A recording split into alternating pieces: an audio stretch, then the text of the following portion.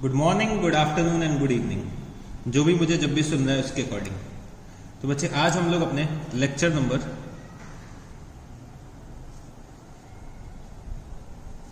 18 पे आ चुके हैं, लेक्चर नंबर 18। और आज हम लोग एक नया टॉपिक शुरू करने जा रहे हैं जिसका नाम क्या है, bank reconciliation, bank reconciliation statement, bank reconciliation statement. तो बच्चे आज से हम लोग जो टॉपिक शुरू करने जा रहे हैं, जितने भी टॉपिक्स आज से हम लोग पढ़ने वाले हैं, ठीक है, नेक्स्ट मेरे को लगता है 20 से 25 लेक्चर या 30 लेक्चर, जो भी हम लोग टॉपिक्स पढ़ने जा रहे हैं वो बच्चे हमारे एग्जाम्स में आने की बहुत ज़्यादा चांसेस होते हैं। अगर मैं बैंक रिकंसिलिएशन स्टेटमेंट की बात करूं तो बच्चे ये मई 18 में भी आया, नवंबर 18 में भी आया, मई 19 में भी आया और नवंबर 19 में भी इसका क्वेश्चन आया हुआ है। तो मतलब चारों अटेम्प्ट में अभी तक इसका एक क्वेश्चन तो देखने को मिला है और इसकी प्रोबेबिलिटी है कि आगे के आने वाले अटेम्प्ट्स में भी इसका क्वेश्चन हमें देखने के लिए मिलेगा। तो ये जो टॉपिक है हमारे एग्जाम के पॉइंट ऑफ व्यू से बहुत ही इंपॉर्टेंट टॉपिक है, तो हमें इस टॉपिक को बहुत सीरियसली पढ़ना है, ठीक है। बैंक रिकंसिलिएशन स्टेटमेंट ऐसा टॉपिक है बच्चों को जनरली समझ भी नहीं आता, ठीक है। बहुत से बच्चे कंफ्यूज होते हैं कौन सी एंट्रीज को ऐड करना है, कौन सी एंट्रीज को लेस करना है। आधे टाइम तो बच्चे इसमें कंफ्यूज रहते हैं। तो हमें इस चैप्टर को बहुत अच्छे से पढ़ना है क्योंकि ये चैप्टर जो है वो हमारे एग्जाम में ज़रूर से आता है। और अगर मैं बात करूं तो ये हमारी जो रियल लाइफ है, प्रैक्टिकल लाइफ है, तो उसमें भी आपको क्या करना पड़ता है, बहुत से बैंक रिकंसिलिएशन स्टेटमेंट्स बनाने पड़ता है। जब कभी भी आप आर्टिकलशिप में जाएंगे तो आपका जो चार्टेड होगा, जिसके अंडर आप लोग आर्टिकलशिप कर रहे होंगे, वो आपसे बोलेगा कि फलाने का बैंक रिकंसिलिएशन स्टेटमेंट बना दो। तो अगर अभी हम लोग नहीं सीखेंगे तो तब हमें बाद में चल के दिक्कत होने वाली। देखो, हर ऑर्गेनाइजेशन में बैंक रिकंसिलिएशन स्टेटमेंट जरूर से बनता है और मंथली बनता है। तो हमें बैंक रिकंसिलिएशन स्टेटमेंट बनाना आना चाहिए। डिफरेंसेस क्यों अराइज हो रहे हैं ये हमको निकालना आना चाहिए, ठीक है। तो ये हमारा एग्जाम के पॉइंट ऑफ व्यू से as well as practical life से रिलेटेड टॉपिक है, ठीक है। प्रैक्टिकल लाइफ में आपको इतने रिकंसिलिएशन बनाने पड़ेंगे कि आप लोग इसमें एक्सपर्ट हो जाओगे। बट पहले से हमें क्या होना चाहिए, एक बेस क्लियर होना चाहिए कि हमें कैसे बैंक रिकंसिलिएशन स्टेटमेंट बनाना है। अगर मैं बात करूं तो ये हमारे एग्जाम्स में 8 से 10 मार्क्स कैरी करता है ये टॉपिक। अभी तक जो इसके क्वेश्चंस आए हैं 8 से 10 मार्क्स के आ चुके हैं एग्जाम में। तो समझ लो बच्चे, 100 में अगर मैं 10 मार्क्स बोलूं तो मेरा जो ये टॉपिक है वो 10% ऑफ द एग्जाम कवर करता है। अगर मैंने ये चैप्टर बहुत अच्छे से पढ़ लिया तो बच्चे मेरे 10 मार्क्स तो पक्के हो गए एग्जाम में। तो हमें इस टॉपिक को बहुत अच्छे से समझते हैं। तो चलो अब इस टॉपिक को शुरू करते हैं। तो सबसे पहले मेरे साथ एक लिखो, bank reconciliation statement is prepared, bank reconciliation statement is prepared to reconcile the difference, to reconcile the difference between bank column of cash book,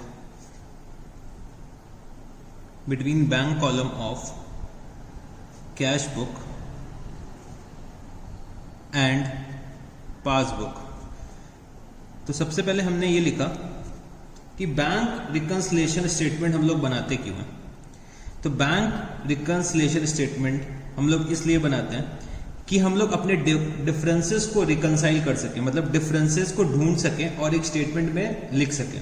तो बैंक रिकंसिलिएशन स्टेटमेंट हम लोग इसलिए बनाते हैं जिससे कि हम लोग अपना जो कैश बुक का जो बैंक कॉलम था, कैश बुक का जो बैंक कॉलम था उसके ट्रांजैक्शंस और पासबुक के ट्रांजैक्शंस को कंपेयर करें और उनमें जो डिफरेंसेस आ रहे हैं उसको हम लोग एक स्टेटमेंट में लेकर जाएं और अपने बैलेंसेस को टैली करें। तो इसीलिए हम लोग क्या करते हैं, एक बैंक रिकंसिलिएशन स्टेटमेंट बनाते हैं। अगर मैं इस पे इसके नाम पे जाऊं तो इसका नाम ही दे रखा हुआ है बैंक रिकंसिलिएशन स्टेटमेंट। मतलब हम क्या कर रहे हैं, अपने बैंक अकाउंट्स को रिकंसाइल करने जा रहे हैं। बैंक अकाउंट्स को क्या करने जा रहे हैं, रिकंसाइल करने जा रहे हैं। अगर मेरा कैश बुक और पासबुक, अगर मेरा कैश बुक और पासबुक का जो बैलेंस है, बैंक का जो बैलेंस है, अगर वो इक्वल है तो बच्चे कभी भी हम लोग बीआरएस नहीं प्रिपेयर करेंगे। अगर कैश बुक और पासबुक के बैलेंसेस में डिफरेंस आ रहा है, मतलब ये दोनों इक्वल नहीं है, अगर ये दोनों इक्वल नहीं है तब हम लोग क्या करेंगे, एक बीआरएस प्रिपेयर करेंगे, बैंक रिकंसिलिएशन स्टेटमेंट प्रिपेयर करेंगे। मतलब कैश बुक और पासबुक के बैलेंसेस को हमेशा इक्वल होना चाहिए, ठीक है। अगर इक्वल नहीं है तो हम लोग क्या करते हैं, अगर इक्वल नहीं है तो हम लोग क्या करते हैं, एक बैंक रिकंसिलिएशन स्टेटमेंट बनाते हैं और जिस वजह से डिफरेंसेस आ रहे हैं उसको इस बैंक रिकंसिलिएशन स्टेटमेंट में लिख देते हैं, जिससे कि हमें पता चल सके, हमारे ओनर्स को पता चल सके कि भाई डिफरेंस आ रहा है तो क्यों आ रहा है, और चेक करना होता है कि ये डिफरेंसेस खत्म करे जा रहे हैं कि नहीं करे जा रहे हैं, ठीक है। चलो जी, तो बैंक रिकंसिलिएशन स्टेटमेंट बनाने के लिए हमें क्या, एक तो वर्किंग समझनी है। वर्किंग अगर मैं कहना चाहूँ तो कैश बुक की तो वर्किंग हमें आती है, कैश बुक कैसे बनाई जाती है ये हम लोगों ने बहुत अच्छे से सीख रखा है कैश बुक के चैप्टर में। अब बच्चे पासबुक की क्या वर्किंग होती है ये भी हम समझ जाएं तो इन दोनों के लिए डिफरेंसेस, जो इन दोनों के बीच में डिफरेंसेस ढूंढना हो वो मेरे लिए इजी ना हो जाए, तो हम लोगों को थोड़ा सा पासबुक के बारे में भी समझना है अच्छे से, ठीक है। चलो पासबुक के बारे में भी हम लोग बहुत अच्छे से समझेंगे। तो पहले मेरे साथ कुछ और पॉइंट्स नोट कर लो आप लोग। तो जो बैंक रिकंसिलिएशन स्टेटमेंट होता है, bank reconciliation statement is a statement but not an account. Bank reconciliation statement जो होता है वो हमारा क्या होता है, एक स्टेटमेंट होता है, वो किसी भी तरीके का अकाउंट नहीं होता, बट नॉट एन अकाउंट। ये एक स्टेटमेंट होता है जो हमारे दो अकाउंट्स के बैलेंसेस को क्या करता है, रिकंसाइल करता है। तो bank reconciliation is a statement but not an account. और बच्चे जो बैंक रिकंसिलिएशन स्टेटमेंट होता है वो प्रिपेयर कौन करता है, तो bank reconciliation statement is prepared by the customer. By the customer मतलब जो भी प्रोप्राइटर होगा बिजनेस का, पार्टनर होगा बिजनेस का, वो प्रिपेयर करता है। कभी भी बैंक हमें प्रिपेयर करके नहीं देगी बैंक रिकंसिलिएशन स्टेटमेंट, वो हम लोगों को खुद से बनाना पड़ता है, ठीक है। तो ये कुछ पॉइंट्स मेरे को आपको लिखाने थे। अब चलो चलते हैं और हम लोग थोड़ा सा वर्किंग समझने की कोशिश करते हैं कैश बुक और पासबुक की, ठीक है। तो मेरे साथ एक छोटी सी कैश बुक बना लेना। कैश बुक कौन सी, सिंगल कॉलम कैश बुक जिसमें सिर्फ बैंक कॉलम हो, ठीक है। हमें सिर्फ बैंक कॉलम को रिकंसाइल करना है, तो एक कैश बुक छोटी सी बनाना मेरे साथ बैंक कॉलम वाली, और यहाँ पे एक मैं छोटी सी 4 लाइन की पासबुक बना लेता हूँ, ठीक है। ये मेरी पासबुक हो गई छोटी सी 4 लाइन की, और ये मेरी क्या होगी, कैश बुक हो गई 4 लाइन की, ठीक है। अब कैश बुक के डेबिट साइड में अगर मैं बात करूं तो डेबिट साइड में हम क्या रिकॉर्ड करते थे, किसी भी तरीके का इनफ्लो। कैश बुक मेरा क्या है, बैंक का अकाउंट मेरा क्या है, जो मेरा बैंक का अकाउंट है वो क्या है, एसेट का अकाउंट है अगर मैं मॉडर्न अप्रोच ऑफ अकाउंटिंग से चलता हूं। तो बच्चे बैंक का अकाउंट मेरा एसेट का अकाउंट, मतलब मेरे बैंक में पैसे आएंगे तो मैं क्या करूंगा, डेबिट, और अगर मेरे बैंक से पैसे जाएंगे तो मैं क्या करूंगा, क्रेडिट, ठीक है।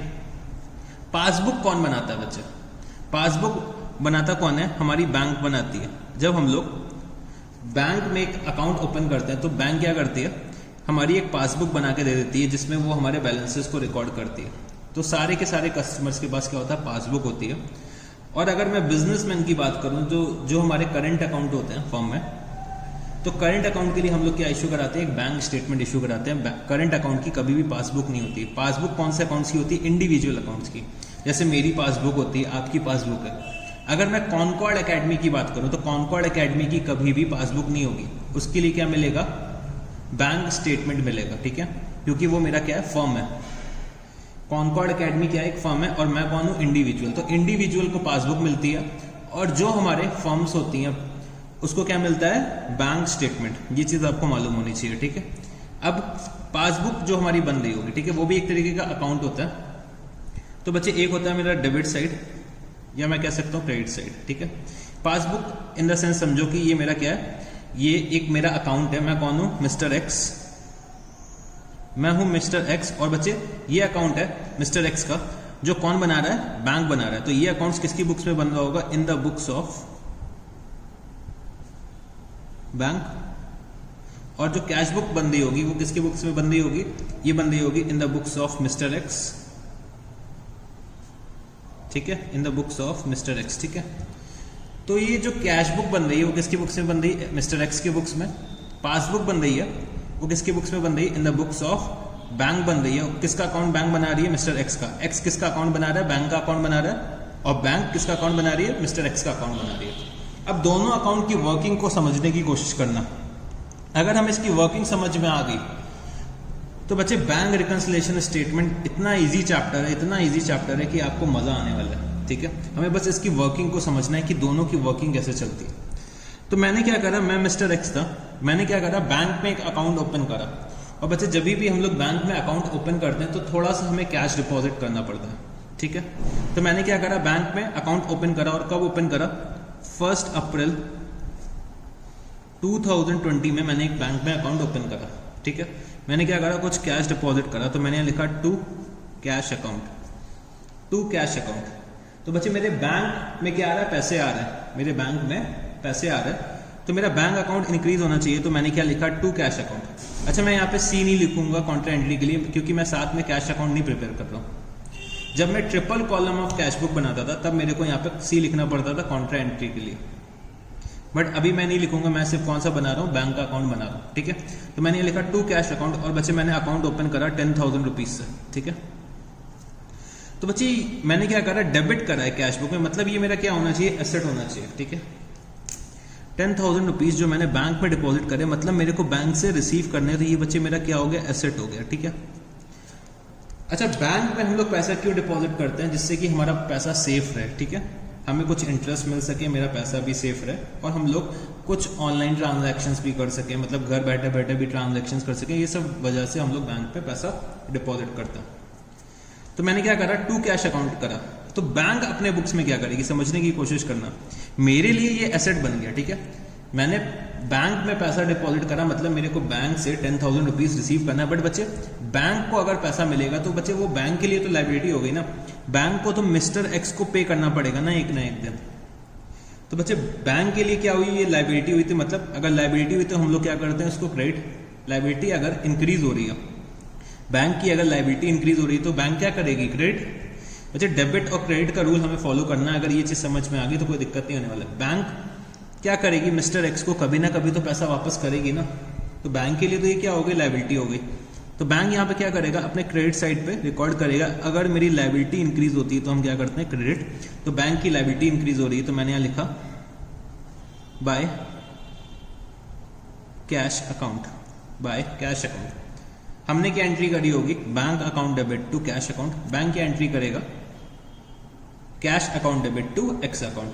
तो कैश बैंक के पास आ रहा है और बच्चे बैंक की लायबिलिटी क्रिएट हो रही है। तो मैंने यहाँ लिखा 10,000 रुपीज, ठीक है, 10,000 रुपीज।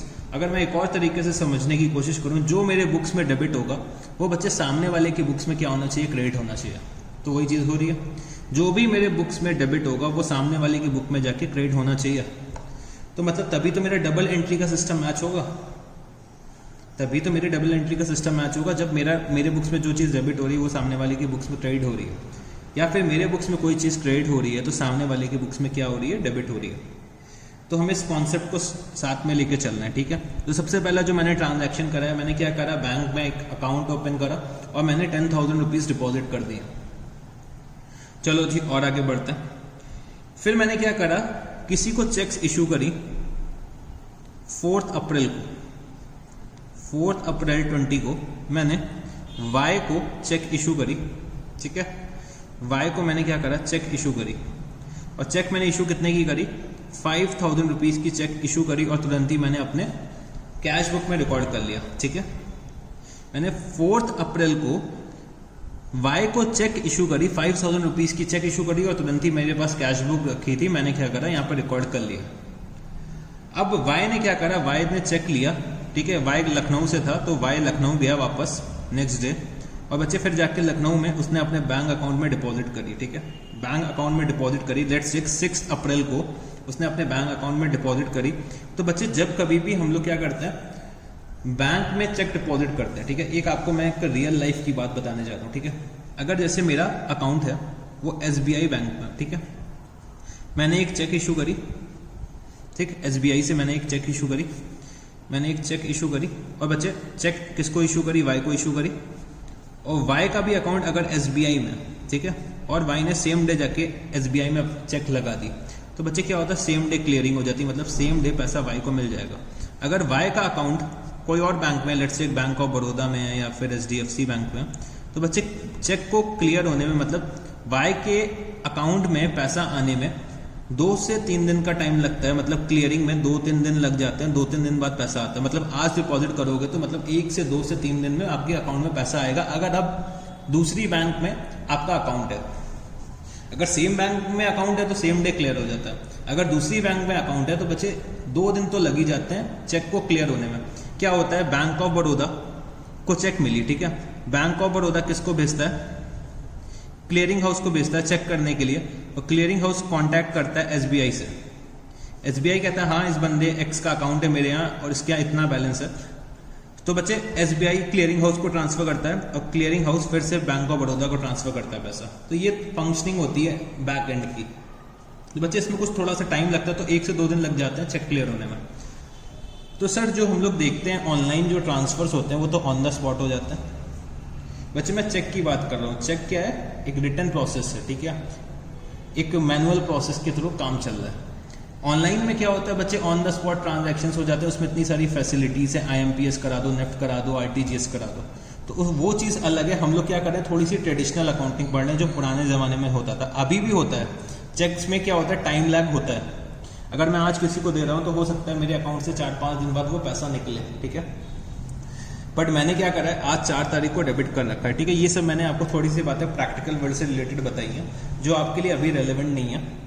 बस हमें इतना मालूम होना चाहिए, जो मैंने आज चेक इशू करी, वाई ने कब डिपॉजिट करी, 6 अप्रैल को डिपॉजिट करी, ठीक है।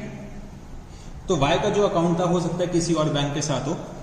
तो बच्चे जो मेरे अकाउंट में डेबिट हुई है वो कब हुई है, 7 अप्रैल 2020 से को मेरे अकाउंट से पैसा चला गया, मतलब बैंक ने मेरे बिहाफ पे वाई को पेमेंट करा है। बैंक अगर मेरे को पेमेंट करता तब भी कोई बात नहीं थी, अगर वाई को पेमेंट कर रहा है मेरे ऑर्डर के अकॉर्डिंग, मैंने ऑर्डर करा बैंक को कि बैंक आप वाई को पेमेंट कर दीजिए मेरे बिहाफ पे, तो बैंक ने क्या करा, यहाँ पे पेमेंट करा वाई को, तो मैंने यहाँ लिखा 2Y। बैंक अपने बुक्स में क्या लिखेगा, 2Y, क्योंकि बैंक की क्या हो रही है, लायबिलिटी कम हो रही है, बैंक की क्या हो रही है, लायबिलिटी कम हो रही है।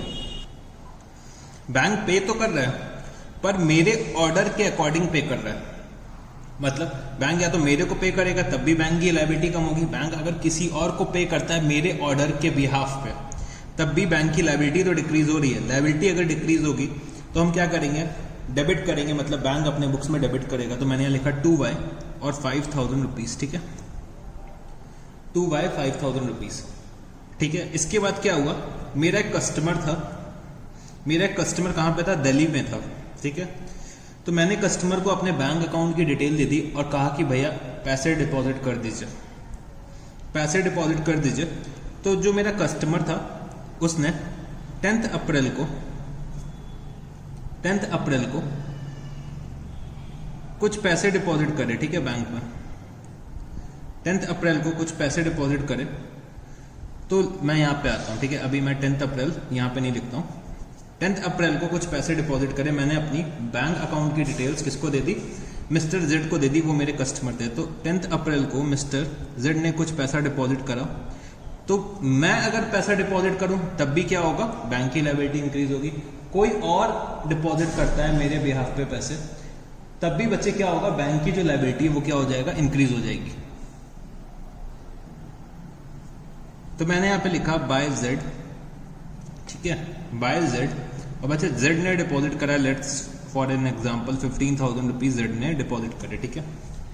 बट बच्चे मेरे को जो इंटीमेशन मिली, जब मैंने मेरे को अभी तक इस चीज की इंटीमेशन नहीं मिली है कि जेड ने पैसा डिपॉजिट कर दिया, ठीक है, जेड ने पैसा डिपॉजिट करा है, मेरे को अभी तक ये इंटीमेशन नहीं मिली है। चलो जी, तो इसके बाद क्या हुआ कि मेरा एक कस्टमर था मिस्टर ए, मिस्टर ए ने मेरे को क्या करा, एक चेक दे दिया, ठीक है, मिस्टर ए ने मेरे को एक चेक दे दी। तो चेक दिया मेरे को कब, 14 अप्रैल को, 14 अप्रैल को मेरे को एक चेक दे दी मिस्टर जेड ने, ठीक है। तो चेक जैसे ही मेरे को रिसीव हुई 14 अप्रैल को, मैंने यहाँ पे रिकॉर्ड करा क्या, 2A, और बच्चे चेक मेरे को कितने की रिसीव हुई है, लेट्स टेक 7,000 रुपीज की एक चेक रिसीव हुई है। मैंने अपने कैश बुक में एंट्री कर ली, ठीक है। बट बच्चे चेक मैं बैंक में भेजना भूल गया क्योंकि शाम हो गई थी। मैंने क्या करा, अपने ड्रॉर में ड्रॉर में रख ली चेक, ठीक है। मैंने अपने ड्रॉर में चेक रख ली और मैंने सोचा कि कल सुबह बैंक ओपन होगा तो मैं जाके डिपॉजिट कर दूंगा। बट बच्चे मैं नेक्स्ट डे भूल गया, ठीक है। नेक्स्ट डे भूल गया और मैंने ए के नाम से यहाँ पे 7,000 रुपीज लिख दिया, ठीक है। फिर क्या हुआ, मैं जब सुबह 15 अप्रैल को सुबह जब मैं अपने शॉप पे पहुंचा, ठीक है, मैं अपने शॉप पे पहुंचा तो मेरा एक कस्टमर आया और बच्चे वो भी मेरे को चेक दे गया, ठीक है। तो मेरे मिस्टर भी आए, उन्होंने भी मेरे को चेक दे दी 8,000 रुपीज़ की, ठीक है। 8,000 रुपीज़ की चेक जैसे ही मिली मैंने अपने कैश बुक में एंट्री करी और बच्चे तुरंत ही मैंने चेक को बैंक में भेज दिया। बट बच्चे क्लियरिंग में 1 से 2 दिन का टाइम लगता है, ठीक है। तो मैंने अपने कैश बुक में तो एंट्री कर ली बट बच्चे अभी तक पासबुक में कोई भी एंट्री नहीं हुई, ठीक है। फिर क्या हुआ, 15 अप्रैल को बैंक ने मेरे को कुछ इंटरेस्ट दे दिया। लेट्स टेक 15 अप्रैल को बैंक ने मेरे को इंटरेस्ट दिया बाय इंटरेस्ट। मैं बैंक में अकाउंट खोल के रखा हुआ हूँ, तो बैंक में जो पैसा डिपॉजिट किया है तो बच्चे उसमें बैंक मेरे को कुछ इंटरेस्ट पे करता है। तो बैंक ने फॉर एग्जांपल मेरे को 100 रुपीज़ का इंटरेस्ट पे करा, बट बच्चे अभी तक मेरे को पता नहीं चला है कि मेरे को 100 रुपीज़ का इंटरेस्ट रिसीव हुआ है, इसीलिए मैंने क्या करा, कैश बुक में एंट्री नहीं करी, ठीक है। फिर बच्चे बैंक ने कुछ चार्जेस भी मेरे से ले लिया 15 अप्रैल को बैंक ने मेरे से कुछ चार्जेस ले लिया।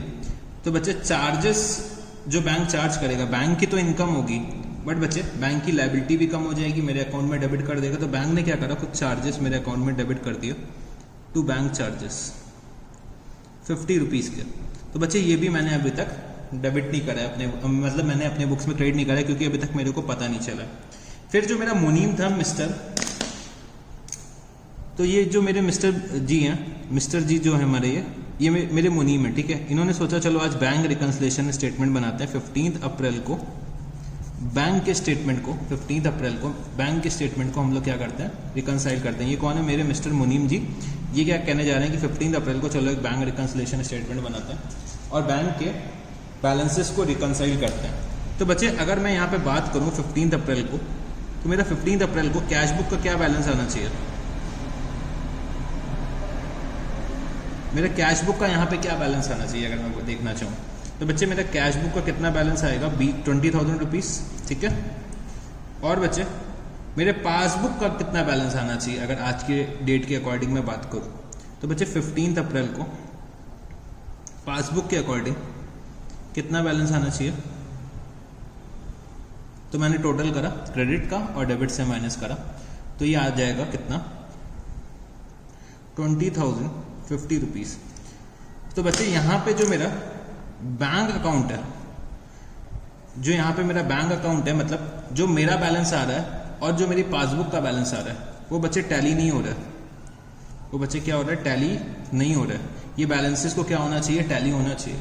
अगर ये बैलेंसेस टैली नहीं हो रहा है तो हमें क्या करना पड़ता है, एक बैंक रिकंसिलिएशन स्टेटमेंट बनाना पड़ता है। और बच्चे हमें बैंक रिकंसिलिएशन स्टेटमेंट के थ्रू क्या करना पड़ता है, डिफरेंसेस को ढूंढना पड़ता है। तो चलो अब हम लोग यहाँ पे क्या करने जा रहे हैं, एक बैंक रिकंसिलिएशन स्टेटमेंट बनाने जा रहे हैं। कब बनाने जा रहे हैं, 15 अप्रैल को। तो बैंक रिकंसिलिएशन स्टेटमेंट कब बनाया जाता है, ऑन अ पर्टिकुलर डेट बनाया जाता है, जब जो भी डेट हम लोग डिसाइड कर लें। तो बहुत सी जो फर्म्स होती हैं वो क्या करती हैं, मंथली बेसिस पे बनाती हैं। हर मंथ के एंड में क्या करना है, बैंक रिकंसिलिएशन स्टेटमेंट बनाना है। तो ये बच्चे डिफर करता है कौन सी फर्म कैसी पॉलिसीज को फॉलो करती है। ये इंटरनल पॉलिसीज होती है फर्म की कि उन्हें कब अपना बैंक रिकंसिलिएशन स्टेटमेंट बनाना है। ये फर्म टू फर्म होता है, क्या करता है, वेरी करता है, ठीक है। चलो जी, तो हम लोग यहाँ पे बैंक रिकंसिलिएशन स्टेटमेंट बनाने जा रहे हैं। अगर मैं मोटा मोटा देखूं तो समझने की कोशिश करना डिफरेंसेस किस वजह से आ रहे होंगे। एक तो ये 7,000 रुपीज़ जो मैंने क्या करा, चेक का रिकॉर्ड कर लिया, बट बच्चे मैं चेक भेजना भूल गया बैंक में, ठीक है। 8,000 रुपीज़ जो ये है, 8,000 रुपीज़, वो बच्चे मैंने चेक तो भेज दी, बट बच्चे चेक क्लियर होने में 2 से 3 दिन का टाइम लगता है। तो वो चेक अभी तक क्लियर नहीं हुई। एक ये वजह है मेरा डिफरेंस का, ठीक है। फिर बच्चे ये 15,000 रुपीज़ किसी कस्टमर ने मेरे अकाउंट में डिपॉजिट कर दिए थे, बच्चे मेरे को अभी तक पता ही नहीं चला मेरे को अभी तक पता ही नहीं चला मैंने क्या कर रखा था, मोबाइल बैंकिंग की फैसिलिटी नहीं ले रखी थी। तो मोबाइल बैंकिंग की फैसिलिटी नहीं ले रखी थी तो बच्चे मेरे को बैलेंस नहीं पता चल पाता था। जब भी अब मोबाइल बैंकिंग आज के टाइम पे आ चुका है तो जैसे ही मेरे बैंक अकाउंट में पैसा आता है, क्या होता है, मेरे बैंक से मेरे पास मैसेज आ जाता है। बट बच्चे मैंने मोबाइल बैंकिंग नहीं ले रखी है, मेरे पास कोई मैसेज आया ही नहीं, तो बच्चे मैं ये अकाउंटिंग मैंने ये एंट्री करी नहीं, ठीक है। फिर बैंक ने अपने आप अपने मर्जी से क्या करा, कुछ इंटरेस्ट मेरे को अलाउ कर दिया, ठीक है। और बच्चे कुछ बैंक चार्जेस उन्होंने चार्ज कर लिया। तो अगर मैं रीजंस देखना चाहूँ डिफरेंस के तो क्या होने चाहिए, ये रीज़न होना चाहिए, ये रीज़न होना चाहिए, ये रीज़न होना चाहिए, ये एक रीज़न है, ये एक रीज़न है। तो बच्चे हम लोग इन रीजंस को अपने एक स्टेटमेंट में रिकॉर्ड करेंगे और दोनों बैलेंसेस को टैली करने की कोशिश करेंगे, ठीक है। चलो जी, तो हम लोग क्या करने जा रहे हैं, एक बैंक रिकंसिलिएशन स्टेटमेंट बनाने जा रहे हैं। तो बैंक रिकंसिलिएशन स्टेटमेंट के लिए, ठीक है, चाहे तो हम लोग इस बैलेंस से शुरू करें, चाहे तो हम लोग इस बैलेंस से शुरू करें, एक ओपनिंग का तो बैलेंस मेरे को लेना पड़ेगा ना। तो मैंने सोचा चलो कैश बुक के बैलेंस से ही शुरू करता है, ठीक है, कैश बुक के बैलेंस से शुरू करता है। तो मैंने यहाँ पे लिखा क्या, bank reconciliation statement, bank reconciliation statement as on 15th April, as on 15th April 2020। तो बच्चे बैंक रिकंसिलिएशन स्टेटमेंट मैं कब बना रहा हूँ, 15th अप्रैल 2020 को मैं बैंक रिकंसिलिएशन स्टेटमेंट बना रहा हूँ, ठीक है। तो चलो मैं आपको इसका फॉर्मेट भी बताने जा रहा हूँ। तो फॉर्मेट एक बार आप लोग देख लो। तो मैंने यहाँ लिखा पर्टिकुलर्स, ठीक है, पर्टिकुलर्स, फिर मैंने यहाँ पे लिखा अमाउंट रुपीस, अमाउंट रुपीस, ठीक है। तो बच्चे सिर्फ 3 कॉलम्स की ज़रूरत होती है, ठीक है।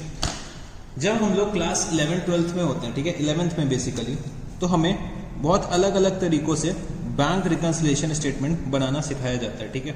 बट हमें क्या करना है, एक स्टैंडर्ड फॉर्मेट फॉलो करना है जो हर जगह फॉलो किया जाता है, ठीक है। जैसे कि हमने पढ़ा था गैप हमारा क्या होता था, जनरली एक्सेप्टेड अकाउंटिंग प्रिंसिपल्स। तो हमें क्या करना है, बैंक रिकंसिलिएशन स्टेटमेंट सिर्फ एक ही तरीके से बनाने को सीखना है जो बच्चे इंडस्ट्री वाइड फॉलो किया जाता है। तो वही मेथड मैं आपको सिखाने जा रहा हूँ। तो बच्चे ये मेथड को हर जगह फॉलो किया जाता है, ठीक है। जितनी भी आप इंडस्ट्रीज में चले जाओ, ठीक है, बड़ी से बड़ी फर्म्स में चले जाओ, बड़ी से बड़ी कंपनी में चले जाओ, तो उसमें भी यही मेथड फॉलो किया जाता है। ऐसे ही बैंक रिकंसिलिएशन स्टेटमेंट बनाया जाता है। क्लास 11th में हम लोगों को पता नहीं कौन कौन से मेथड्स बताए गए थे, एक प्लस माइनस यहाँ पे लिख देते थे, और एक और बच्चे मेथड होता था। वो सब मेथड्स हमें नहीं फॉलो करने, ना हमें उस पर दिमाग लगाना है। जो तरीका मैं बताने जा रहा हूँ ये बच्चे हर जगह फॉलो किया जाता है यही, और ये यूनिवर्सली एक्सेप्टेड है। तो चलो अब हम लोग शुरू करते हैं, ठीक है। तो सबसे पहले मेरे को क्या लिखना है, अपना बैलेंस एज पर पासबुक।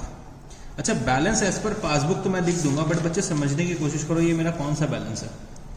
जो ये मेरा बैलेंस है 20,000 रुपीज़ का, ये मेरा कौन सा बैलेंस है। अगर क्रेडिट साइड पे आ रहा है मतलब ये मेरा कौन सा होना चाहिए, डेबिट बैलेंस होना चाहिए। ये मेरा कौन सा बैलेंस होना चाहिए, डेबिट बैलेंस होना चाहिए। तो मैंने यहाँ पे लिखा debit balance as per cash book, debit balance as per cash book, यही मेरे को लिखना चाहिए।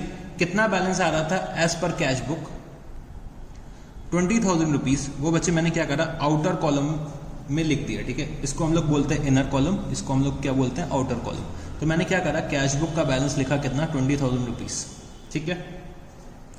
फिर बच्चे कुछ आइटम्स हो सकता है मेरे को ऐड करने पड़े डिफरेंसेस को रिकंसाइल करने के लिए। तो बच्चे मैंने यहाँ पे लिखा ऐड, और मैंने 3-4 लाइन छोड़ दी और मैंने यहाँ पे लिख दिया क्या, लेस, ठीक है, ऐड और लेस। अब मेरे को ये डिटरमाइन करना है कि मेरे को कौन से आइटम्स ऐड करने पड़ेंगे, कौन से आइटम्स लेस करने पड़ेंगे। तो चलो अब समझने की कोशिश करते हैं। तो बच्चे मैंने क्या करा, 15 अप्रैल को बैंक से पासबुक निकलवाई, मतलब पासबुक अपनी प्रिंट करवाई। तो 15 अप्रैल का मेरे पास पासबुक निकल के आया, ठीक है।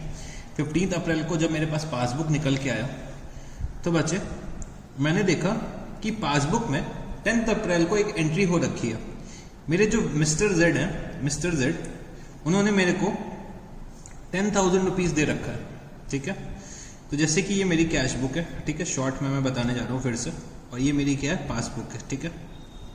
मिस्टर जेड जो मेरे थे, उन्होंने 10 अप्रैल को कुछ पैसा डिपॉजिट करा। कितना रुपीस डिपॉजिट करा होगा? 15,000 रुपीज डिपॉजिट करा था, ठीक है। 15,000 रुपीज मिस्टर जेड ने डिपॉजिट करा मेरे बैंक अकाउंट में, ठीक है। 15,000 रुपीज से मेरा क्या हुआ, बैंक का बैलेंस तो इंक्रीज हो गया होगा, ठीक है। बट बच्चे 15,000 रुपीज की जो एंट्री है मैंने अभी तक कैश बुक में नहीं करी है।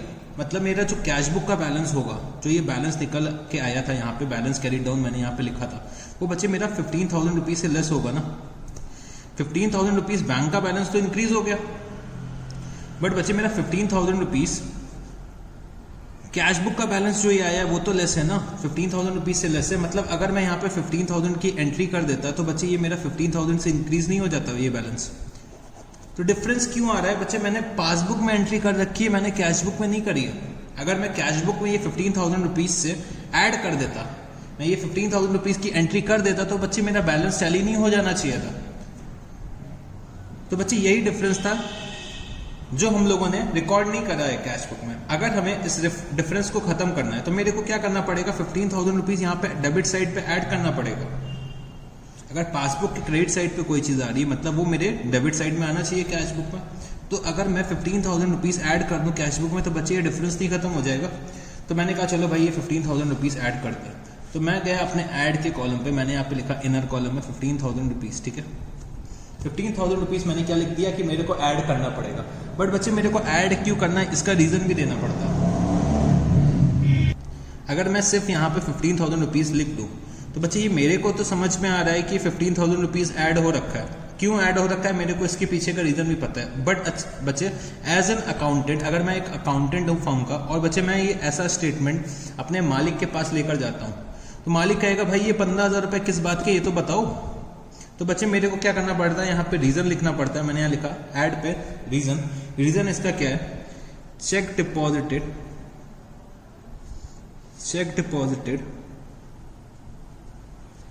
By customer but not recorded in cash book, ठीक है। मैंने यहाँ पे लिख दिया मेरे कस्टमर ने चेक डिपॉजिट करी, बट बच्चे मैंने अभी तक कैश बुक में रिकॉर्ड नहीं कर रखा है, ठीक है। तो मैंने क्या करा, यहाँ पे 15,000 रुपीज ऐड कर दिया।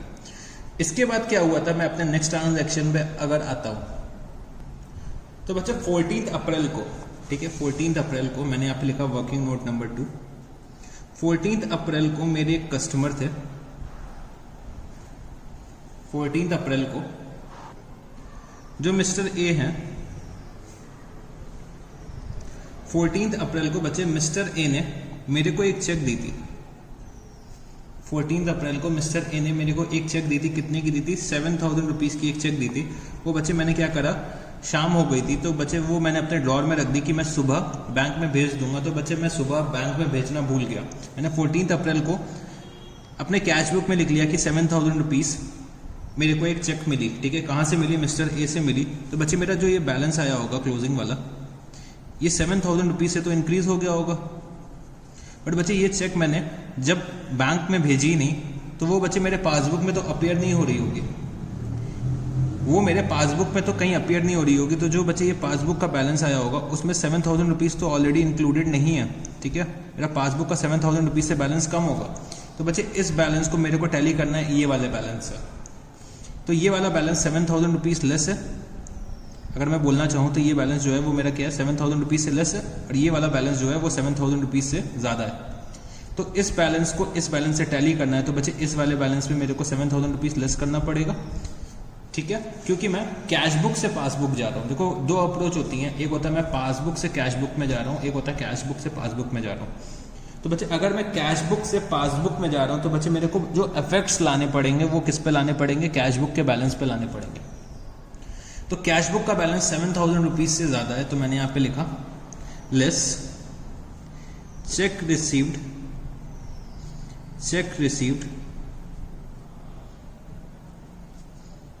but not deposited in bank, कितना 7,000 रुपीज मैंने यहाँ पे लिख दिया, ठीक है। 7,000 रुपीज़ मैंने यहाँ पे लिख दिया, क्या, check received but not deposited in bank, ठीक है। इसके बाद क्या हुआ, 15 अप्रैल को मेरे को एक चेक मिली थी मिस्टर बी से, मेरे को एक चेक मिली मिस्टर बी से, ठीक है। 15 अप्रैल को कितने की चेक मिली थी, 8,000 रुपीज़ की चेक मिली मिस्टर बी से। और बच्चे मैंने यहाँ पे रिकॉर्ड कर ली और मैंने तुरंत ही बैंक में भेज दी। मैंने चेक यहाँ पे रिकॉर्ड करी और तुरंत ही बैंक में भेज दी। बट बच्चे क्लियरिंग में मेरे अकाउंट में पैसा आने में 1 से 2 दिन या 3 दिन का भी टाइम लग सकता है, ठीक है। तो मैंने क्या करा होगा, अपने कैश बुक में तो रिकॉर्ड कर लिया, बट बच्चे पासबुक में मैं यहाँ पे रिकॉर्ड नहीं हो पाया। मतलब बैंक के अकाउंट में जब पैसा ही नहीं आया तो बच्चे बैंक कहाँ से रिकॉर्ड करेगा। तो ये जो मेरा क्लोजिंग बैलेंस आ रहा होगा कैश बुक का, वो बच्चे 8,000 रुपीज़ से बढ़ गया होगा। और बच्चे जो ये पासबुक का बैलेंस आ रहा होगा वो बच्चे 8,000 रुपीज़ लेस होगा कैश बुक से, ठीक है। तो बच्चे मैं कैश बुक से कहाँ पे जा रहा हूँ, पासबुक में जा रहा हूँ। मतलब मेरे कैश बुक का बैलेंस है वो 8,000 रुपीज़ से ज़्यादा है, तो मेरे को यहाँ पे 8,000 रुपीज़ लेस करना पड़ेगा। तो बच्चे मैं क्या करूँगा, 8,000 रुपीज़ को लेस कर दूंगा। तो मैंने यहाँ पे लिखा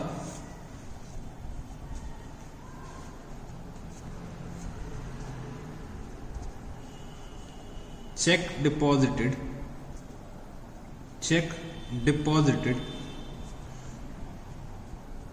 but not collected, check deposited but not collected. मैंने यहाँ पे अमाउंट कितना लिख दिया, 8,000 रुपीज़। और बच्चे 8,000 रुपीज़ मेरे को क्या करना है, लेस करना है, ठीक है। फिर इसके बाद क्या हुआ, बैंक ने मेरे को 100 रुपीज़ इंटरेस्ट दिया और 50 रुपीज़ बैंक चार्जेस चार्ज कर दिया। तो मैंने यहाँ पे लिखा 4th वर्किंग नोट। और बच्चे मैंने एक कैश बुक बनाई और मैंने यहाँ पे एक छोटी सी पासबुक बनाई, ठीक है। तो बच्चे बैंक ने मेरे को इंटरेस्ट दिया होगा, मतलब बैंक की 100 रुपीज़ की लायबिलिटी इंक्रीज हो गई होगी, क्योंकि बैंक को मेरे को 100 रुपीज़ का इंटरेस्ट पे करना है। और बच्चे 50 रुपीज़ बैंक चार्जेस मेरे को चार्ज करने हैं, मतलब बैंक को चार्ज करने हैं मेरे से। तो बच्चे 50 रुपीज़ बैंक मेरे से चार्ज करने वाला है और बच्चे 100 रुपीज़ मेरे को अलाउ कर रहा है। और बच्चे ये दोनों एंट्रीज मैंने अपने कैश बुक में नहीं कर रखी हैं। मेरे को जब पासबुक मिली तो मैंने ये देखा कि 100 रुपीज़ बैंक ने मेरे को दे रखे हैं और 50 रुपीज़ मेरे से चार्ज कर रखे हैं। अब बच्चे समझने की कोशिश करना, जो ये मेरा बैंक का बैलेंस आ रहा होगा एज पर कैश बुक और जो ये मेरा बैलेंस आ रहा होगा एज पर पासबुक, ठीक है। तो इसमें कुछ डिफरेंसेस आ रहे होंगे, ठीक है। अगर मैं ये 100 रुपीज़, तो मैंने यहाँ पे 100 रुपीज़ अगर मैं लिखता हूँ, ठीक है, अगर मैं 100 रुपीज़ अपने डेबिट साइड पे लिख देता हूँ, मतलब मेरा 100 रुपीज़ से ये बैलेंस इंक्रीज होगा। और बच्चे ये जो 100 रुपीज़ है वो इसमें ऑलरेडी इंक्लूडेड था। तो अगर मैं यहाँ पे 100 रुपीज़ ऐड करता हूँ तो ये और ये बैलेंस इस 100 रुपीज़ के पॉइंट ऑफ व्यू से टैली हो जाएंगे। फिर बच्चे 50 रुपीज़ जो बैंक ने चार्ज करा है वो बच्चे मैं अपने क्रेडिट साइड पे लिखूंगा, क्योंकि मैं क्या कर रहा हूँ, पे कर रहा हूँ। तो बच्चे अगर मेरा बैलेंस रिड्यूस होता है तो हम लोग कहाँ पे लिखते हैं, क्रेडिट साइड पे लिखते हैं। अगर मैं 50 रुपीज़ ये लिख दूँ तो बच्चे ये मेरा क्या होगा, 50 रुपीज़ से जो मेरा बैलेंस आ रहा होगा ये रिड्यूस हो गया होगा। और बच्चे ये 50 रुपीज़ ऑलरेडी पासबुक में इंक्लूडेड है, ठीक है। तो अब मेरा अगर मैं ये दोनों चीज़ें कर देता हूँ तो मेरा जो कैश बुक और पासबुक का बैलेंस होगा वो क्या हो जाएगा, टैली हो जाएगा। मतलब मेरे को 100 रुपीज़ ऐड करना है और 50 रुपीज़ लेस कर दें। तो सर हम क्या नेट करके 50 रुपीज़ ऐड कर दें? नहीं बच्चे नहीं, मेरे को दोनों ट्रांजैक्शंस अलग अलग से दिखाने पड़ेंगे, नेट करके काम नहीं चलेगा। मेरे को दिखाना है कि कौन सा ट्रांजैक्शन मेरे ऊपर क्या इम्पैक्ट ला रहा है। तो बच्चे मैंने यहाँ पे लिखा interest allowed by bank, interest allowed by bank कितना, बाय बैंक कितना 100 rupees, interest allowed by bank 100 rupees. और मैंने यहाँ पे लिखा लेस में बैंक चार्जेस कितने, 50 रुपीज़ के। बैंक चार्जेस कितने हैं, 50 रुपीज़ के। तो बच्चे मैंने जो डिफरेंस देखने थे वो बच्चे डिफरेंस ढूंढ लिए। तो बच्चे जो डिफरेंसेस थे मैंने यहाँ पे अपने रिकंसिलिएशन स्टेटमेंट में लिख लिए, ठीक है। अब मेरे को क्या करना है, टोटल करना होगा। तो बच्चे मैंने अपना ऐड का टोटल करा, तो ऐड का टोटल मैंने करा और अपना आउटर कॉलम में मैंने लिख दिया कितना, 15,100 रुपीज़, ठीक है। और बच्चे लेस का टोटल करा, तो लेस का जो टोटल आएगा वो कितना आएगा, 15,050 रुपीज़, ठीक है। ये मेरे को क्या करना है, लेस करना है। तो जो ये मेरा क्लोजिंग बैलेंस आएगा, ठीक है, जो मेरा ये क्लोजिंग बैलेंस आएगा वो बच्चे मेरा टैली होना चाहिए जो मेरा पासबुक के अकॉर्डिंग आ रहा था। तो चलो ऐड करके देखो 20,000 में 15,100 और लेस करो 15,050। तो बच्चे 15,100 में ऐड करता हूँ, 15,050 लेस करता हूँ, तो बच्चे जो ये मेरा बैलेंस आएगा वो कितना आएगा, 20,050 रुपीज़ आएगा। तो बच्चे यही बैलेंस मेरा आ रहा था एज पर पासबुक, मतलब मैंने अपना जो रिकन्सिलिएशन स्टेटमेंट बनाया वो बिल्कुल सही बनाया। ठीक है, अब बच्चे समझने की कोशिश करना, अगर मेरा ओपनिंग का बैलेंस डेबिट में आ रहा है, ठीक है, डेबिट में आ रहा है, तो बच्चे मेरा क्लोजिंग का बैलेंस किस पे आ रहा होगा, क्रेडिट में आ रहा होगा, क्योंकि पासबुक में वो डेबिट साइड पे मेरा क्लोजिंग बैलेंस आ रहा था, पासबुक में डेबिट साइड में मेरा क्लोजिंग बैलेंस आ रहा था, मतलब वो क्या रिप्रेजेंट कर रहा होगा, क्रेडिट बैलेंस रिप्रेजेंट कर रहा होगा। तो मैंने यहाँ पे लिखा क्रेडिट बैलेंस एज पर, और बच्चे एज पर क्या है, पासबुक, तो credit balance as per passbook. तो जनरली जो क्वेश्चंस होते हैं वो बच्चे अगर डेबिट बैलेंस है स्टार्टिंग में, तो बच्चे क्लोजिंग में क्या होता है, क्रेडिट बैलेंस आता है। अगर क्रेडिट बैलेंस है ओपनिंग में, तो बच्चे क्या होता है, मेरा जो क्लोजिंग में डेबिट बैलेंस आता है। ये नॉर्मली क्वेश्चंस में होता है, जो 95% आपको क्वेश्चंस में मिलेगा। बट बच्चे 5% केसेस जो होते हैं, एक्सेप्शंस जो होते हैं, उसमें क्या होता है, डेबिट का आंसर डेबिट में भी आ सकता है, क्रेडिट का आंसर क्रेडिट में भी आ सकता है, वो भी मैं आपको बताऊंगा ऐसा कब पॉसिबल हो सकता है। ठीक है, अभी तो हमने क्या करा है, टॉपिक को शुरू ही करा है। तो ये हमने बेसिक समझा, एक कॉन्सेप्ट बेस्ड क्वेश्चन समझा कि हमें कॉन्सेप्ट समझने के लिए कि भाई ये हम लोग क्यों बनाते हैं।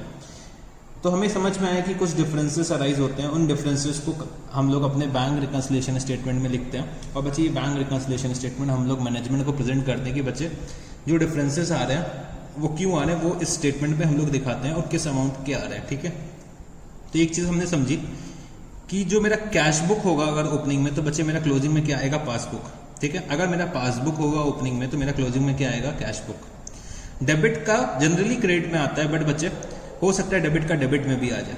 क्रेडिट अगर होगा तो क्रेडिट का जनरली डेबिट में आता है, बट बच्चे हो सकता है कि क्रेडिट का भी क्रेडिट में मिल सके। इसके भी कुछ एक्सेप्शंस होते हैं, कुछ चांसेस होते हैं, वो केसेस भी मैं आपको कराऊंगा। ठीक है, तो एक हम लोगों ने कॉन्सेप्ट बेस्ड क्वेश्चन तो कर लिया है। अब बच्चे मेरे को क्या करना होगा, अब आपको एक एक ट्रांजैक्शंस को समझाना है। पहले मैं क्या करूंगा, आपको एक एक ट्रांजैक्शंस को समझाऊंगा। ठीक है, फिर आपको फॉर्मेट भी दिखाऊंगा, फॉर्मेट पूरा नोट कराऊंगा कि फॉर्मेट क्या होता है। एक एक ट्रांजैक्शन को पहले मैं समझाऊंगा, फिर आपको फॉर्मेट नोट कराऊंगा, फिर कुछ क्वेश्चंस कराऊंगा। ठीक है, फिर मैं आपको कुछ क्वेश्चंस कराऊंगा। तो क्वेश्चंस में हम लोग बहुत से वैरायटीज के क्वेश्चंस देखेंगे, अलग अलग कॉन्सेप्ट वाइज क्वेश्चन देखेंगे। ठीक है, तो अभी आप लोग मेरे साथ क्या करो, कुछ चीज़ें नोट करना शुरू करो। मैं आपको कुछ ट्रांजैक्शंस अब समझाना चाहता हूँ। ठीक है, चलो जी शुरू करता हूँ। तो लिखना है मेरे साथ यहाँ पे, differences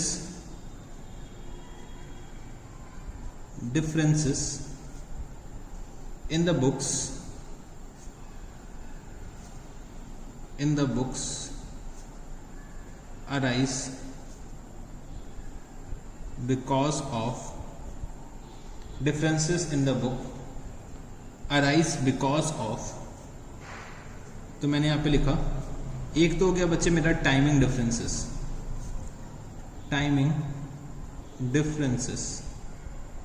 एक मेरा क्या हो गया टाइमिंग डिफरेंसेस। टाइमिंग डिफरेंसेस क्या होता है, entry recorded in either book earlier and in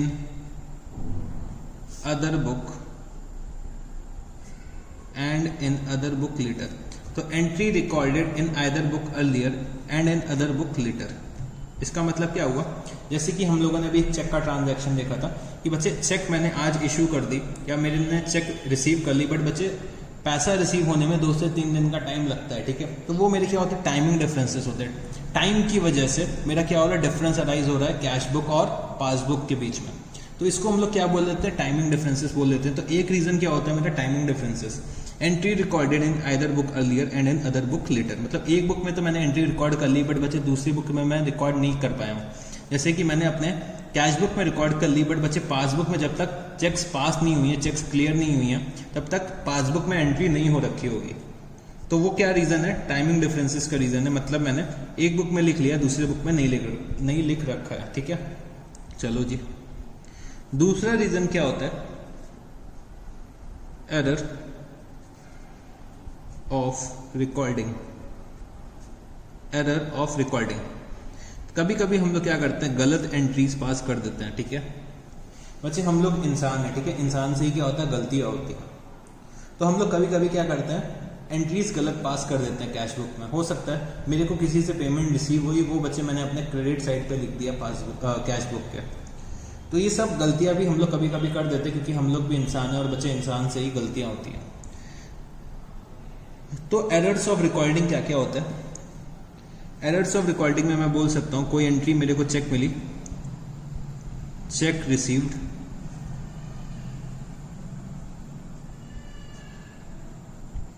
recorded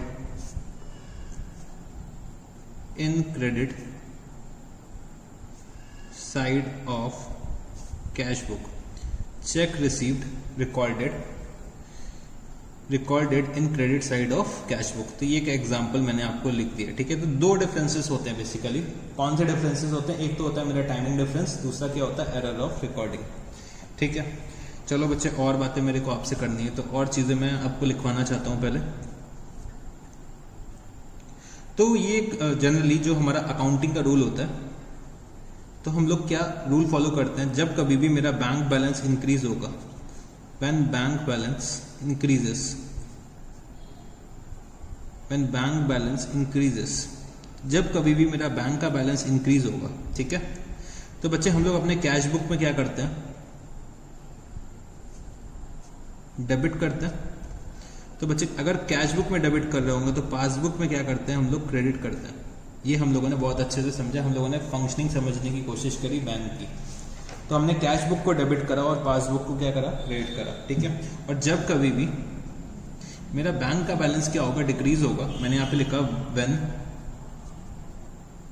bank balance decreases, when bank balance decreases, तब क्या होगा बच्चे, तो मैंने यहाँ पे लिखा कैश बुक में तो हम लोग क्या करते हैं, क्रेडिट करते हैं जब कभी भी किसी ट्रांजैक्शन की वजह से मेरा बैंक का बैलेंस अगर डिक्रीज होता है तो हम लोग क्या करते हैं, कैश बुक में क्रेडिट करते हैं। तो बच्चे कैश बुक में क्रेडिट करते हैं, तो बच्चे पासबुक में क्या करता होगा, बैंक मेरे को डेबिट कर देता होगा, क्योंकि बैंक ने अपनी लायबिलिटी को पे ऑफ कर दिया। या तो मेरे इंस्ट्रक्शन पे करा, या तो मेरे इंस्ट्रक्शन पे करा, मतलब इंस्ट्रक्शन तो अल्टीमेटली मेरा होगा, इंस्ट्रक्शन मैं ही दूंगा तभी तो बैंक पेमेंट करेगा। मतलब इंस्ट्रक्शन मैंने दिया, हो सकता है मेरे को पेमेंट करे, हो सकता है किसी और को पेमेंट कर रहा है, तो इंस्ट्रक्शन तो मेरा ही होगा। मतलब मेरे इंस्ट्रक्शन पे या तो मेरे को पेमेंट कर रहा है या फिर किसी और को कर रहा है मेरे बिहाफ पे। ठीक है, तो ये हो गया व्हेन बैंक बैलेंस डिक्रीजेस। ठीक है, चलो जी, इसके बाद मेरे को एक बात और बतानी है आपको कि एक होता है debit balance as per cash book है। अगर debit balance as per cash book है तो बच्चे वो इक्वल होना चाहिए किसके, credit balance as per passbook के। ठीक है, ये चीज होनी चाहिए। अगर मेरी बुक्स में डेबिट बैलेंस है तो वो बच्चे डेबिट बैलेंस जो मेरे बुक्स में आ रहा है वो बच्चे पासबुक के क्रेडिट बैलेंस के बराबर होना चाहिए। ठीक है, और बच्चे मेरे को आपको एक और बात यहीं पे बतानी है कि डेबिट बैलेंस को बच्चे अगर मेरी बुक्स में डेबिट बैलेंस आ रहा है, ठीक है, और बैंक की बुक में, बैंक्स की बुक में मतलब बैंक के अकाउंट में मेरा क्रेडिट बैलेंस आ रहा है, तो बच्चे इसको हम लोग क्या बोलते हैं, इसको अगर हम लोग एक और शब्द में बोलना चाहें तो हम लोग क्या बोल सकते हैं, फेवरेबल बैलेंस। फेवरेबल बैलेंस, तो इसको हम लोग क्या बोल सकते हैं, फेवरेबल बैलेंस। तो हो सकता है क्वेश्चन में आपको लिखा होगा, क्वेश्चन में लिखा होगा कि favourable balance as per cash book is ₹20,000। तो फेवरेबल बैलेंस का मतलब क्या हो गया, डेबिट बैलेंस। मतलब अगर मेरे बैंक अकाउंट में पैसे हैं, ठीक है, मेरे बैंक अकाउंट में पैसे हैं, मतलब बैंक से मैंने किसी तरीके का लोन नहीं ले रखा है, मतलब मेरा बैलेंस जो है वो क्या है, फेवरेबल है, मतलब मैंने बैंक को पैसे डिपॉजिट करके दे रखे हैं, तो उसको हम लोग बोलते हैं क्या, favourable balance.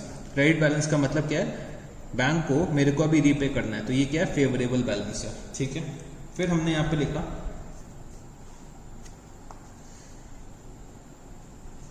Credit balance as per cash book is equal to debit balance as per passbook. तो अगर मेरे कैश बुक में क्रेडिट बैलेंस आ रहा है तो बच्चे क्रेडिट बैलेंस तभी पॉसिबल है अगर मैंने बैंक से ओवरड्राफ्ट की फैसिलिटी ले रखी है।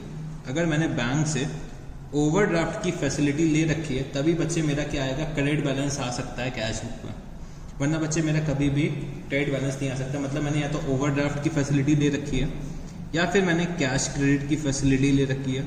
तो सर ये कैश क्रेडिट क्या होता है? बच्चे जो बिजनेसमैन होते हैं वो कुछ लोन लेते हैं तो उसके लिए कुछ अपनी सिक्योरिटीज़ को प्लेज वगैरह करते हैं और बच्चे अपने स्टॉक को भी प्लेज करते हैं, तो उसके बेसिस में कुछ एक फैसिलिटी लेते हैं। अभी के लिए आप इतना समझो कि हम लोग एक तरीके का लोन ले रहे हैं अपनी कुछ सिक्योरिटीज़ रखने के लिए, मतलब एक तरीके का ये वर्किंग कैपिटल के लिए हम लोग लोन लेते हैं, तो इसको हम लोग बोलते हैं कैश क्रेडिट। ठीक है, तो ये भी मेरा एक तरीके का लोन होता है। अगर मैंने कैश क्रेडिट की फैसिलिटी ले रखी है तो तब भी मेरा क्या होगा, क्रेडिट बैलेंस हो सकता है। तो बच्चे जब कभी भी मेरा credit balance as per cash book आ रहा है या फिर debit balance as per passbook आ रहा है तो बच्चे ये मेरा क्या हो जाएगा, ये मेरा हो जाएगा अनफेवरेबल बैलेंस। ये मेरा क्या हो जाएगा, अनफेवरेबल बैलेंस। अनफेवरेबल बैलेंस का मतलब क्या हो गया बच्चे, ये बैलेंस जो है, जो भी मेरा क्रेडिट बैलेंस है वो बच्चे मेरे को बैंक को पे करना पड़ेगा। तो अनफेवरेबल का मतलब क्या है, मेरे लिए ये फेवरेबल नहीं है, मतलब मैंने बैंक को पेमेंट करना है इस बैलेंस के लिए, मतलब इस बैलेंस का मेरे को मैंने पेमेंट करना है बैंक को। ठीक है, डेबिट बैलेंस अगर बैंक के अकॉर्डिंग है, मतलब बैंक के लिए ये एसेट क्रिएट हो गया है, बैंक को मेरे से रिसीव करना है, मेरे लिए अनफेवरेबल है। ठीक है, मेरे लिए ये बैलेंस क्या है, अनफेवरेबल है। तो बच्चे मैं बनाने जा रहा हूँ बैंक रिकंसिलिएशन स्टेटमेंट, बैंक नहीं बनाएगा, मैं बनाने जा रहा हूँ बैंक रिकंसिलिएशन स्टेटमेंट। तो बच्चे अगर मेरी बुक्स में डेबिट बैलेंस है तो मेरा क्या है, फेवरेबल बैलेंस है।